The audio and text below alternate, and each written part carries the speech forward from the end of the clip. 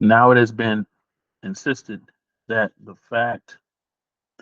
the that I'm sorry that the fact a bona fide purchaser takes free and clear of the trust conclusively proves that the right of the Sestacade Trust is purely personal right against the trustee.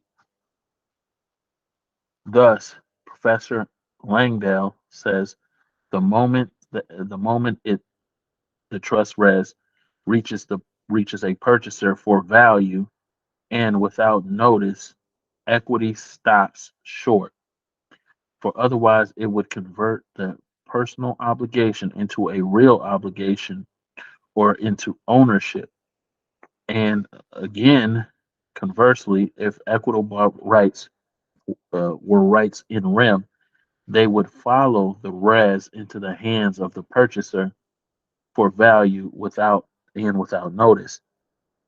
And professional aims, I'm sorry, and Professor Ames is no less firm on this point.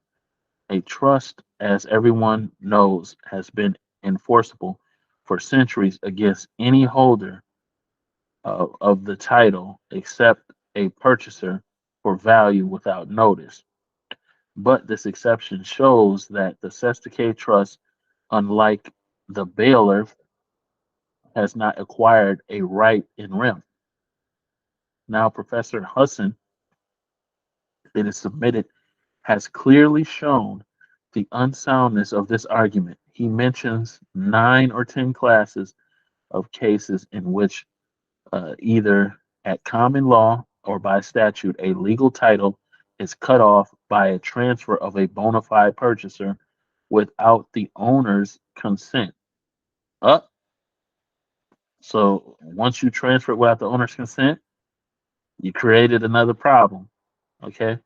But the possibility of losing his interest in the property does not reduce his ownership while it continues to a mere obligation. If a statute should provide that legal ownership should be cut off by the sale of property to a bona fide purchaser by anyone in possession, one would hardly contend that before such a sale takes come on place, the fundamental nature of legal ownership is changed. That becomes a mere personal right. But although it is conceived that Professor Loingdale and Professor Ames were not justified in insisting that the fact that a purchaser for value and without notice takes free and clear of the trust demonstrates the proposition that the rights of the Sestacade Trust are merely in personam. Yet, the cases do support their contention that, as a matter of legal history, equity refused to give relief because it felt that, in point of justice, the claims uh, of the two constants, uh, the Sestacade Trust and the purchaser, are equal, and therefore there's no reason for a court of equity to interfere to change the status quo. But Professor Ames seems to go far when he says that a decree against an innocent purchaser who has acquired the legal title to a res would be obviously unjust. It doesn't seem affirmatively unjust to allow a recovery. The rule of law, which allows an action uh, of trover against a bona fide purchaser from a converter of chattel, is not unjust. And yet, the point of view of morals, such a purchaser is pure as a purchaser from a trustee. It would seem rather that equity, being a court of conscience, refused to give remedy unless there was an affirmative reason in a point of justice for giving the remedy, and that such reason is lacking in the case where where both parties are equally innocent. The attitude of the chancellor is purely negative. He simply leaves the parties where they are. He simply refuses to deprive Peter to pay Paul. The doctrine of the what did you just hear? He refuses to deprive Peter to pay Paul.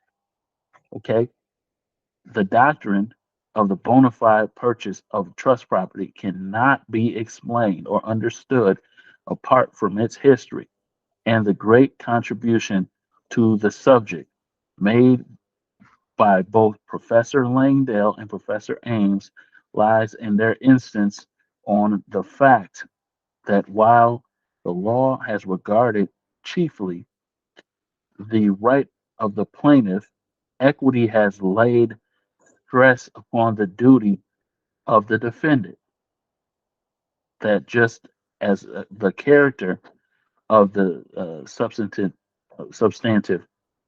common law has been molded by common law forms and action, so the distinctive character of equity jurisprudence has been chiefly due to the nature of equitable remedies.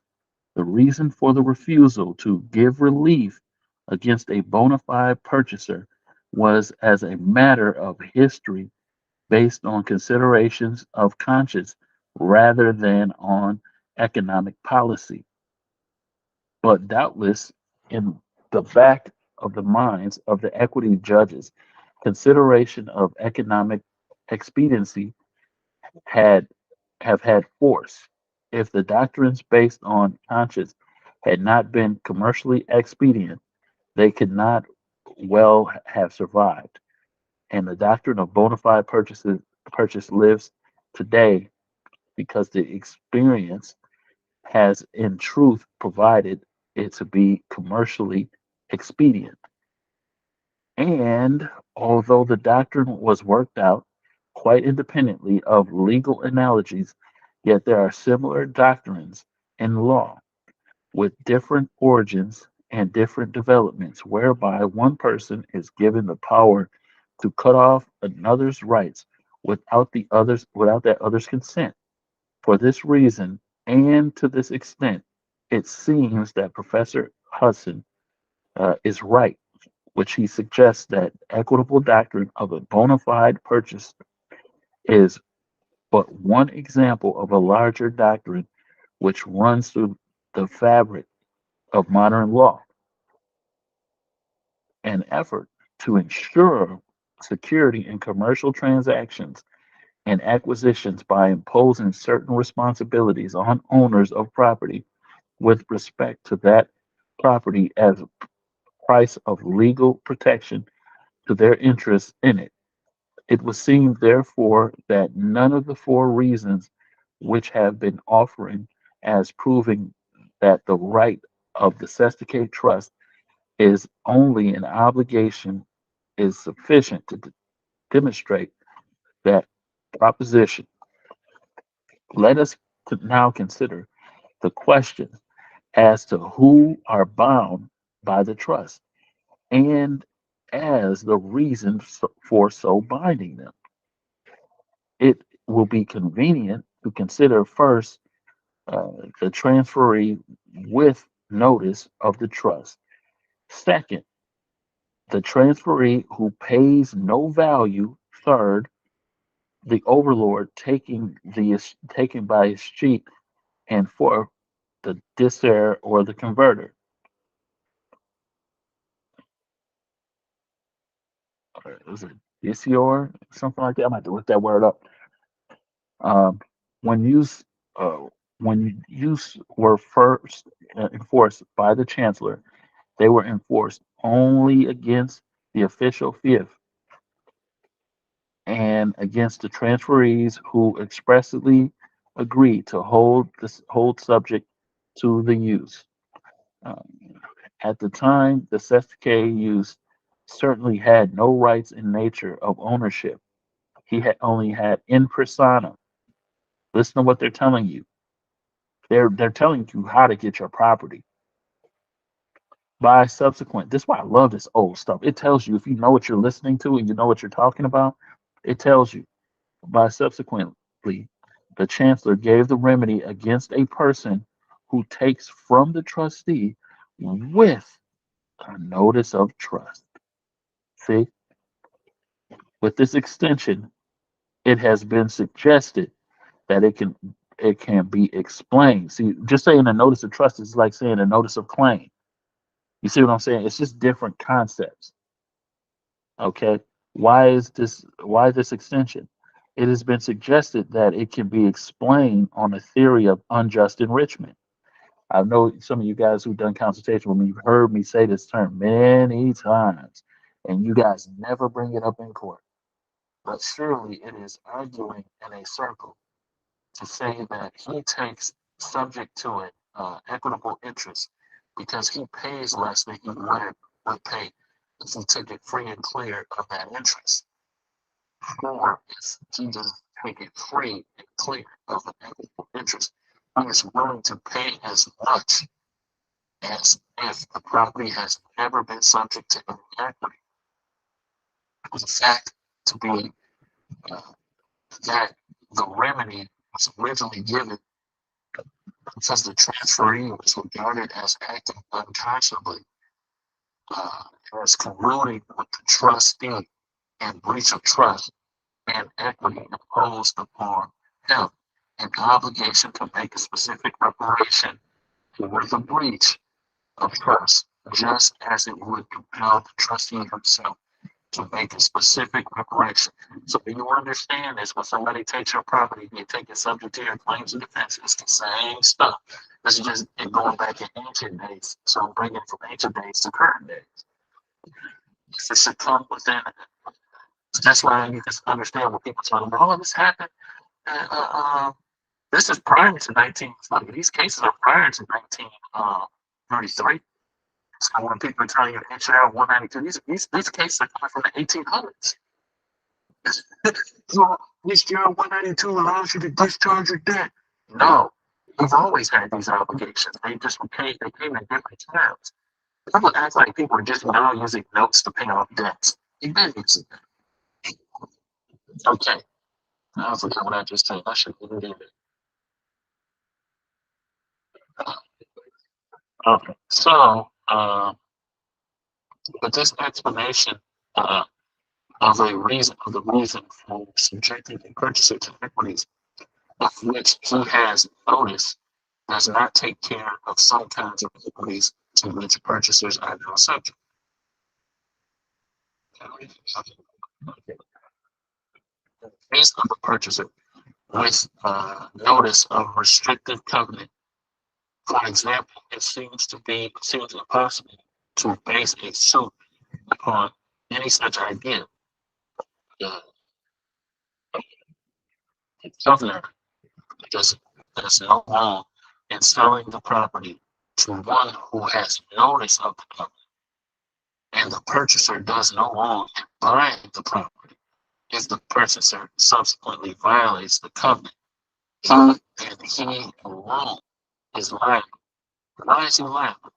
There seems to be no adequate reason except that equity regards the covenant as giving the owner of the property to be benefited with equitable interest in the burdened property, analogous to legal easement. It is only by following this analogy in a case like London and County Council versus Allen can be justified. This case held that restrictive covenant will not bind the assignee. Listen to that again. A restrictive covenant will not bind the assignee without notice unless the covenant was made for the benefit of some dominant land. The only adequate explanation of the situation is that there is property interest created. Since an equitable property interest, it may, like all equitable interests, be cut off by sale to the purchaser for value without notice. It has been held that if the trustee sells property to one who has notice of the trust and then repents of his breach of trust, he may, without joining the Cestui trust, bring a suit in equity against the transferee to set aside the transfer and recover the trust property. Well, that is where you see claims to an instrument. You see, these elements of the UCC is really ancient. They're not new. So that's where you have negotiation. So 3-201, negotiation means a transfer of possession, whether voluntary or involuntary, of an instrument by a person other than the issuer to a person who thereby becomes its holder. Except for negotiation by a remainder, if the instrument is payable to an identified person, negotiation requires transfer of possession of that instrument and its endorsement by the holder. So they're telling you how to endorse your bills and settle it without all this stuff that you see on the internet. You see what I'm saying? So you have the right to negotiation of an instrument. All right. Dang, I lost my spot again. Let's see. So it has been held in a okay. And of course, if he has a right to bring such a suit in a Cestui trust, may compel him to do so. But if the trustee is barred by the statute of limitation or by laches for bringing a suit, the Cestui trust cannot reach the trust property through him. Now suppose that the Cestui trust has been under disability. He has lost all interest in the trust property because of failure of his trustee to sue, and he is relegated to a mere claim against the trustee for breach of trust. It would be extremely unfair, thus, to deprive him of the trust property by collective arrangement between the trustee and the transferee. Whatever view is taken as to nature of interest of the Cestui trust, there is no reason to deprive him of it. And he is regarded as the equitable owner of the property. He certainly should not be barred until the statute of limitations has run against him, or until he is barred by his own laches on the other hand, even if his right is merely personal right only imposed upon the transferee to make a specific reparation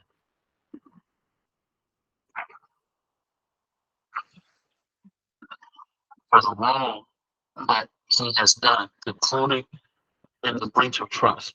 But what form should this reparation take? And constructive trust from whom? The constructive trust should be raised in favor of the Cestui trust, since it is he and he alone who was wronged by the breach of trust. It is the duty of the transferee to surrender trust property to him or to a new trustee appointed to hold for him.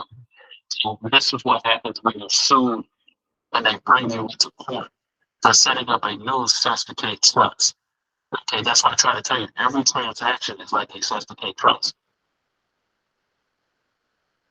Rather than to fraudulently to a fraudulent trustee.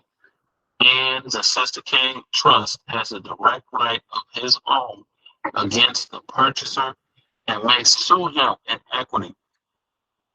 May sue him in equity, joining the trustee as a party simply because his presence is necessary to complete determination of the controversy. So if you're being sued, who else should you sue? The party that is bringing the lawsuit. So then you have to add them as a party. Why? Because they're the ones that are making claims on your estate and recover the trust property. And uh, if the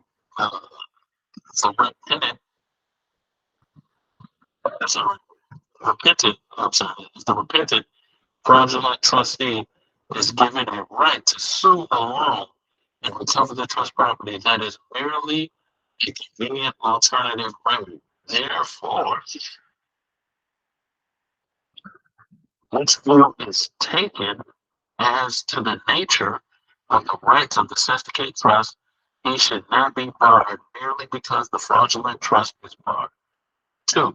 Equity, after some hesitation, came to give remedy against a transferee of land subject to the use to a use who had no notice of the use, but who gave no value.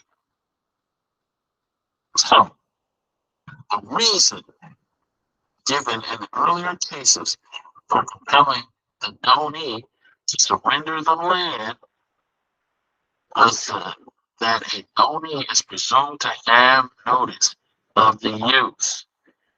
Now, of course, that is pure fiction. Even Professor Langdale employs this fictional mode of explaining that the rule that an innocent donee takes subject to a trust. If he, the transferee, paid nothing for the property, e.g., if he received a gift or in payment of a debt or credit, all will imply notice against him and thus establish privity. Professor Ames repudiates this idea and offers a less artificial and more reasonable explanation. He bases the right of the Cestui trust against the donee. Okay? It's against the donee on unjust enrichment.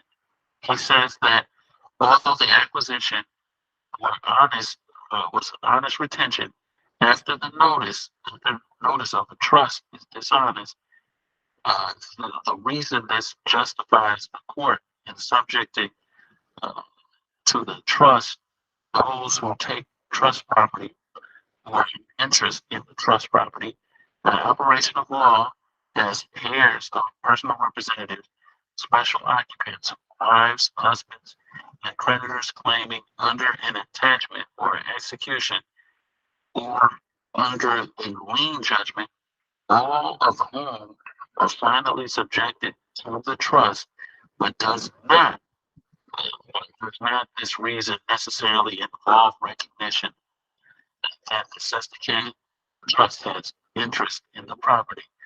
Although, however, it can be said that the donee is enriched at the expense of the Cestui trust. The court, speaking of conscious of presumed notice of unjust enrichment, may not always have recognized the implications of their decisions, but it seems that nonetheless subject to trust of persons who have taken without notice, but who have paid no value involves in recognition of proprietary right in the Cestui trust. 3. If a trustee of an estate in fee simple dies without heirs, it is held that the overlord who takes by way of the sheet takes free and clear of the trust. The situation was treated as analogous to that in which a trustee holds an estate for his life. The trust ends when the res ends, or for surely the remainder is not subject to the trust. It was also treated as analogous in this to the case in which the trustee has only interest title and is ousted by the true owner, who surely not subject to the trust. But the analogies after all is a situation uh, like that, if life estate or torturous estate held in trust, a fee simple happens to be the largest estate known in law. And this estate, insofar as the Cestui Trust is concerned, it is coming to an end by way of the sheet as mere accidental. The trustee, by devised might have prevented the overlord from taking by the sheet, but the trustee of the life estate cannot cut out the remainder mate. Wow, that is dope.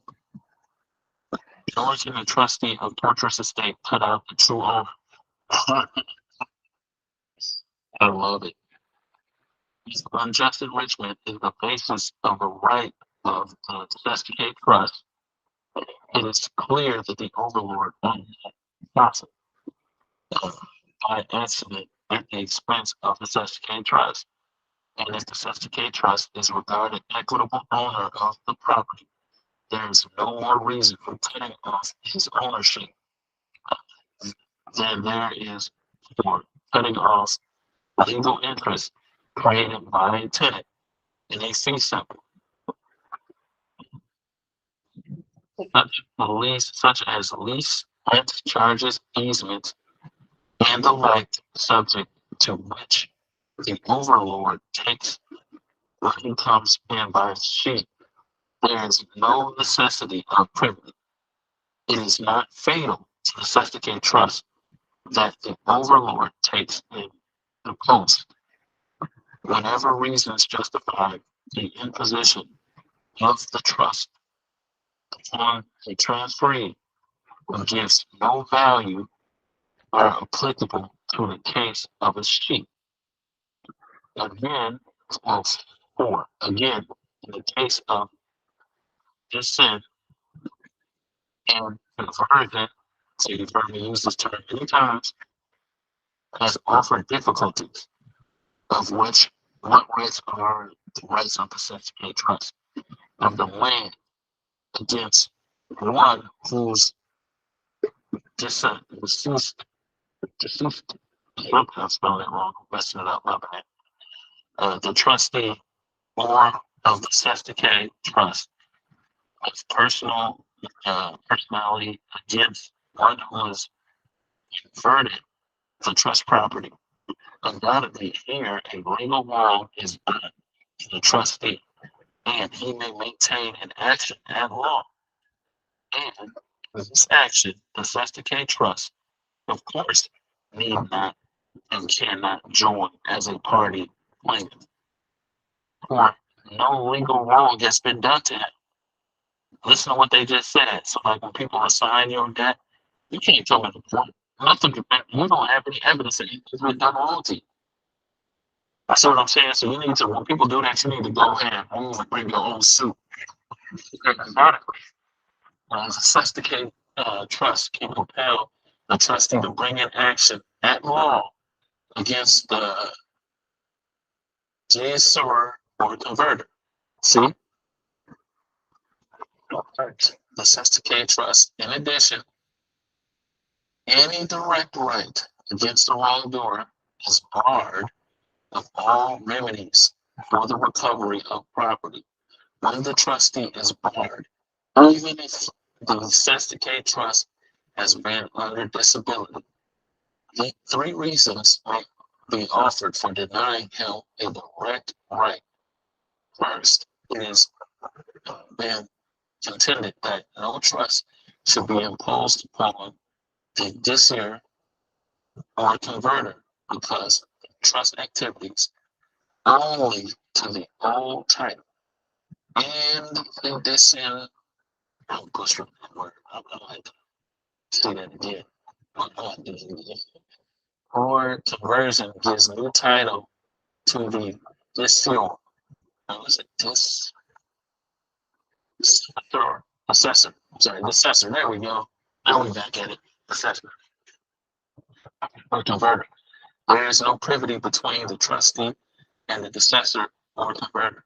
Second, it has been suggested that there is policy which demands that the title to property should be tried only in action at law. Third, there has been suggested that the Cestui trust is represented by the trustee, and that there is therefore no need to give him direct right against his own wrongdoing. In order to test the sufficiency of these reasons, let us consider the case of restrictive covenant. Here is only the first of three reasons any applicability. The title to the property is not involved. The owner of the servient estate in no sense represents the person entitled to a benefit of the covenant. The latter cannot compel him to oust his decessor, as the Cestui trust can compel his trustee to do. Hence, it is clear that if the person entitled to the benefit of the covenant is to have any right at all after the decessor,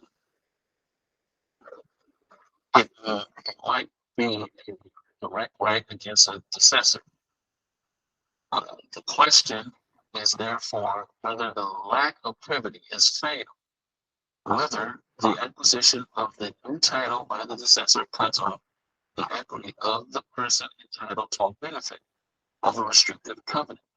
It has been held that it does not, that the equity possessed in that it is available, although by an expiration of the period of the statute of limitation, the decessor has acquired an feasible title.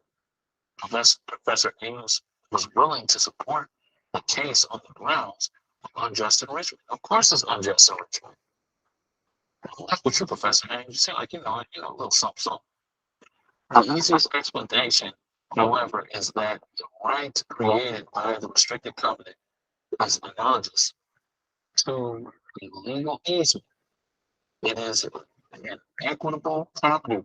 It continues until it is barred by the adverse user. See, you have to always have a claim going, or since it is an equitable interest until the property comes into the hands of the purchaser for value and without notice. Here again is the case of its cheap. The situation is different from that which arises when the third person comes in either as remainder man under the elder title. To return to these questions of trust, the Cestui trust is denied a direct right against the decessor or converter. It is not because of the lack of privity. It is not because of the new title has been acquired for acquisition, or the new title were sufficient to cut off equities. Restrictive covenants will be cut off.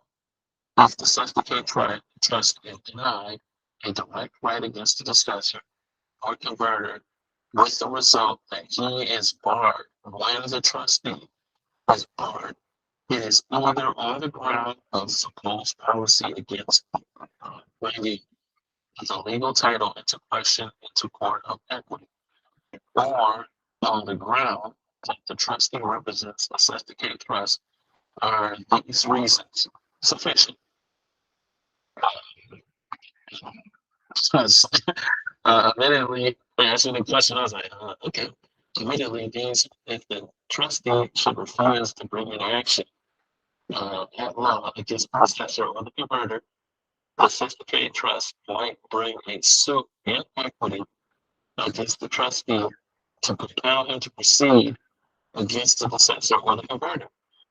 And in order to prevent multiplicity of suits, he might join the dissenter or the converter as a party defendant with the trustee and question the legal title would have been determined on equity or issue could be framed for a trial by jury at law. The problem is no different when the Cestui trust asserts a direct right against the dissessor or converter. The reason, namely, that the trustee represents the Cestui trust is only substantial reason for denying the Cestui trust a direct right against the dissessor or converter. But when an answer to it may be said, but the trustee who refuses or neglects to proceed against the wrongdoer does not properly adequately represent the Cestui trust. At any rate, neither of these grounds sufficiently bar the Cestui trust if the trustee gratuitously releases the successor or converter. Here, clearly, there is no policy against allowing the suit in equity. For only the equity can be legally given. The trustee certainly does not represent the Cestui trust any more than he represents him. If he transferred the property in the breach of trust to the purchaser without notice to the donee. The only ground for denying him the direct right and equity to discuss or the converter would be that a new title has been acquired, but it has been shown that it's not a sufficient ground for cutting off the rights of the Cestui trust. The true nature of the rights created can best be observed by the intestate from a distance. A case in which the problem of the nature of rights of the Cestui trust becomes vital moment are those involving questions of conflicts of law. Whether the obligation is created depends upon the law of the place, whether the act is done from an obligation is supposed to arise. Whether an interest in land is created depends upon the law of the situs of the land. So far, so some of you guys don't know what a situs is. I'll go ahead and bring that up. I highlight this on the place again. So you gotta understand what a situs is. That's the beautiful thing about learning this stuff. You get to learn new words. Don't skip over anything you don't know.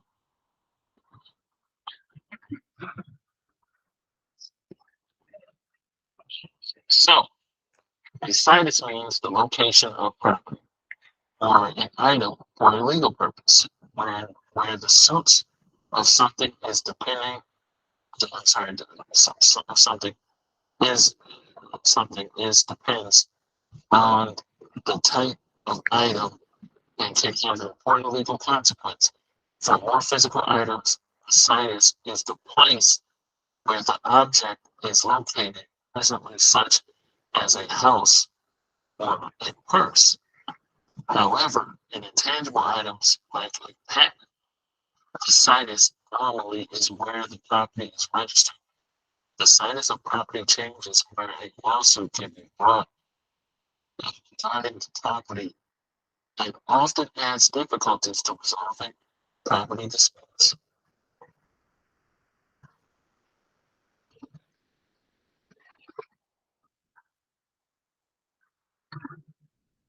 Okay, so close down some of these tabs. I've got way too many of them. So far, therefore, as rights of the Cestui trust are merely personal rights, their creation is governed by the law of the place where the attempt is made to create them. So if you get an agreement, it'll show you what your laws of the agreement are. So far as the property rights in the case of the land, at least their creation is governed by the law of the situs of the property. Professor Beale has discussed that the matter very fully. He says, looked at from within, the equitable interest is sharply contrasted with legal, but viewed without the legal ownership, without the legal owner and the beneficiary are both alike persons who have legal claims. See, I'm telling you, large or small, upon the land. The law in treating equitable interest in land with respect to the legal interest holds that such interests are governed by the laws of the state. Thus, the question whether the trust in land exists in favor of certain claimant will in every court be determined as a court of situs, if by the law of situs the transaction question created a valid trust, a trust will be recognized in the courts of the situs, and it will be recognized locally in court of another country. Throughout the law of the farm would not create a trust under the circumstance. Even though, by the law of the farm, the creation of equitable interest was forbidden on the land, on the other hand, if by the law of the situs, the transaction did not create a valid trust, a trust will not be held to exist either in the courts of the situs or even in another state where the law would have created a valid trust as a result of the transactions. Both obligations and property rights may be created by the same transaction. Thus, an agreement to convey land or mortgage land may create an obligation and also an interest in the land. Whether such an obligation is created depends upon the law of the place where the agreement was made. Whether the agreement results in giving property right to a buyer or a mortgage depends on the law of the place where the land is situated. Now, as by the law of the situs, a declaration of trust of land or transfer of land and entrust is not sufficient to pass beneficiary interest, or is against the policy of that law. The Cestui trust acquires an interest in the land, whether as a result of the declaration of or transfer, which is ineffective to create any interest in the land. Any personal obligation is imposed upon the intended trustee, depends upon whether the law of the jurisdiction in which the declaration or the transfer is made imposes a personal obligation when no trust is created in the land. Under the Anglo-American law of trust, it is probably true that if a declaration of trust or transfer in trust is sufficient, is not sufficient to create a trust on property, but none of the personal obligations imposed on the trustee will be created. Oh, that's a lot. The imposition of the obligation is dependent upon creation of the trust property. A case which seems to especially important in their bearing on the rights of the nature of the rights of the certificate trust arise in a jurisdiction in which trusts are allowed. A trust is declared of land situated in the jurisdiction in which trusts are not allowed, and the land is then transferred to one who has notice of the declaration of trust. The case are agreed upon, the cases are agreed in holding that in such a case, the transferee takes the property free and clear of all claims of the Cestui trust. See, they can do it, and so can you.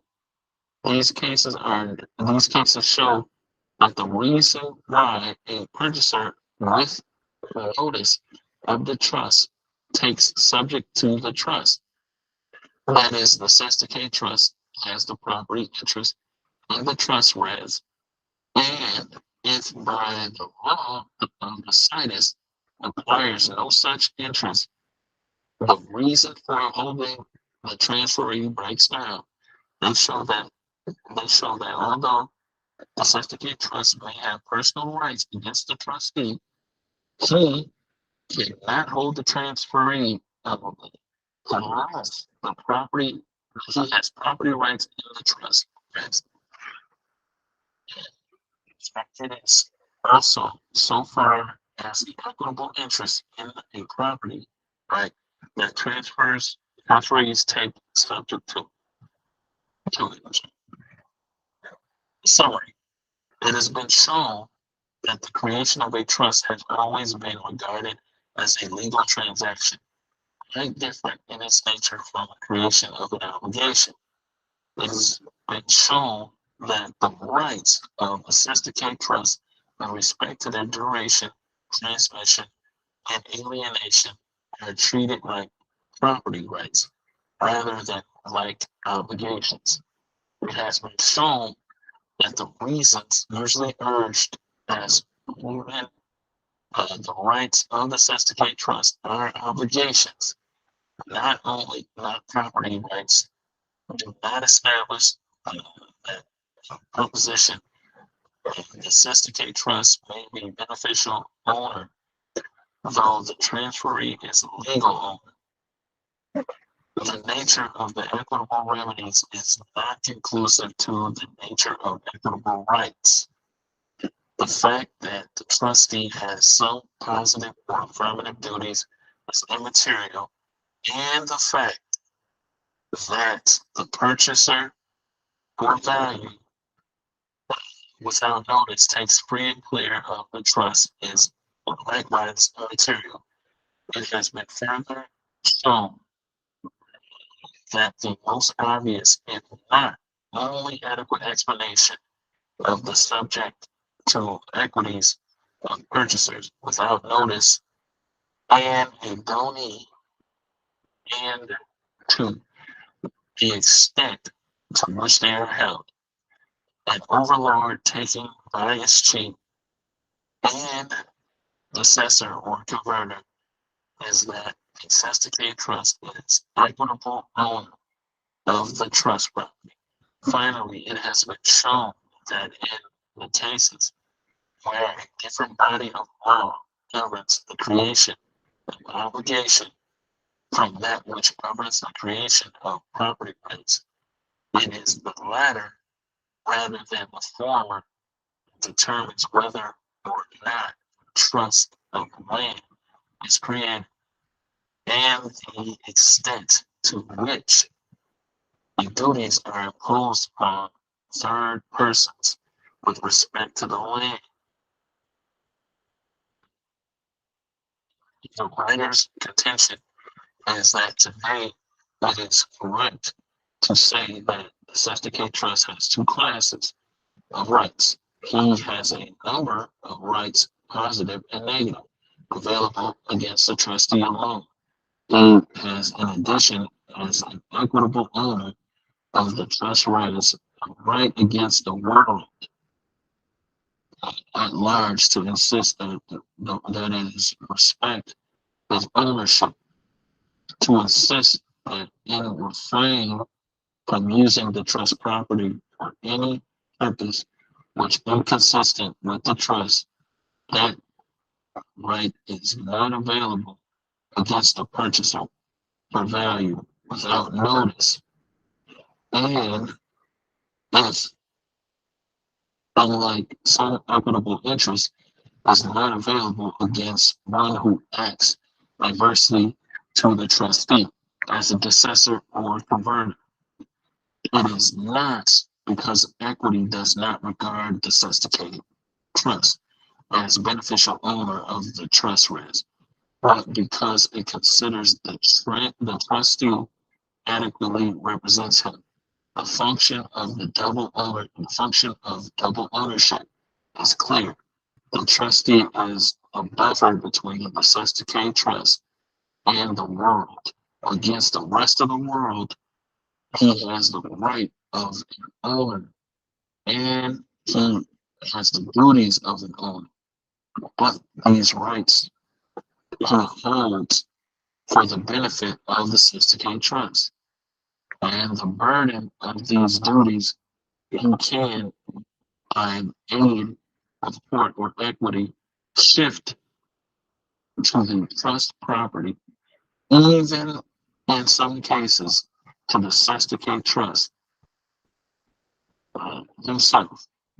But when it is necessary for protection of the Cestui trust, equity will recognize that he is in very truth beneficial owner of the trust property. With that said, I am signing off. I hope everybody learned something.